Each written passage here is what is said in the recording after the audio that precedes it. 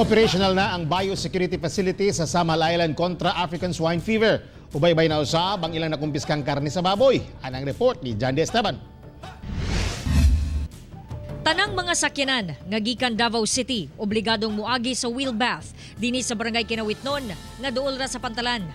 Tanang mga pasahero o sakay sa mga sakyanan ginapanaog yun sa kapulisan ug taga City Veterinarian's Office ug ginapatamak sila niining foot bath aron ma-disinfect ang ilang mga gipangsuot nga footwear. Okay ra po na yan, ma'am.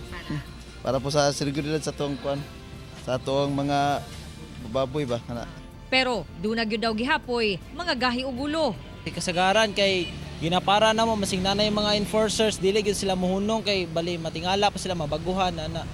Human sa 5 ka tuig, naggamit na gayon niadtong Biyernes ang biosecurity facility sa Samal alang sa animal quarantine checkpoint kontra African swine fever. Kutisab nga ginahiling sa Task Force Samal ang mga sakyanan nga musulod sa Samal Island.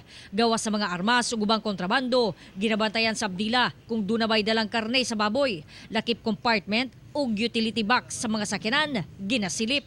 Sukad sa lockdown, miabot na sa 1,000 kilos ang nakumpiska.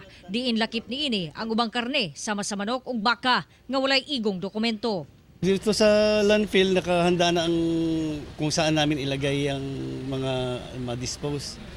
After na ilagay namin yung mga na-dispose, tabunan agad para hindi siya magkalat pa.